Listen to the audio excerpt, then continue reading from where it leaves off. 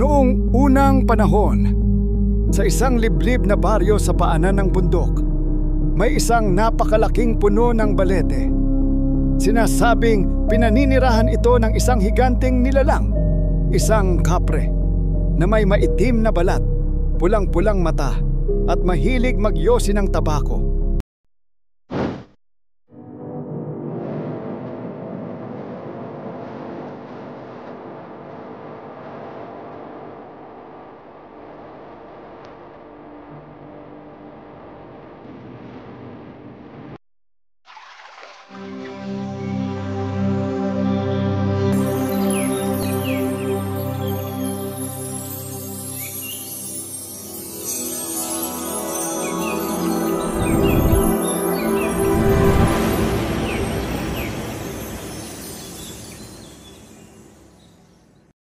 Ang kapre ay dating isang mandirigmang tao na ang pangalan ay Kalbaryo.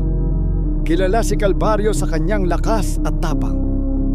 Subalit, siya rin ay may matinding pagmamataas at madaling magalit.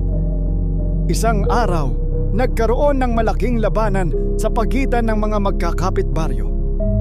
Sa halip na gamitin ang kanyang lakas upang ipagtanggol ang mga inosente, pinili ni Kalbaryo na gamitin ito upang manakot at mangapi. Dahil sa kanyang kasamaan, isinumpa siya ng isang matandang mangkukulam. Sinabi nito, "Sa ilalim ng balete, ikaw ay magiging bantay. Hindi upang mamuno, kundi upang magdusa at matutong magbantay at maghintay."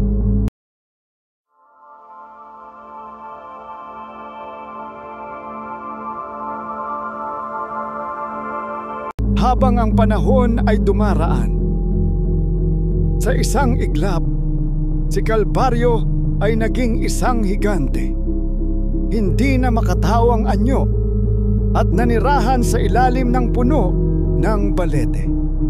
Lumipas ang mga taon, naging alamat siya ng baryo, ang kapre na namumugad sa mga matataas at matatandang puno.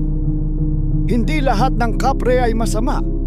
Sa katunayan, ang ilan ay nagsilbing tagapagbantay ng kalikasan. Ngunit si Kalbaryo, sa kanyang unang panahon bilang kapre, ay madalas manakot ng mga batang mahilig maglaro sa gubat. Hanggang sa dumating si Lina, isang mabait na bata na hindi natakot sa kanya. Tuwing naglalaro si Lina sa ilalim ng balete, laging nagmamasid si Kalbaryo. Napansin niyang kahit minsan, hindi siya nilapastangan ng bata. Bagkus ay nag-aalay pa ito ng prutas sa paanan ng puno. Isang gabi, lumapit si Lina at nagdasal sa harap ng puno. "Kapre, kung naririnig mo ako, sana bantayan mo kami laban sa masasamang espiritu." Sa unang pagkakataon, nakaramdam si Kalbaryo ng kakaibang damdamin. Isang mainit na kabutihan sa kanyang pusong matagal ng puno ng galit. Mula noon, pinili niyang gamitin ang kanyang lakas upang bantayan ang baryo, lalong-lalo na ang mga inosente at mahihina.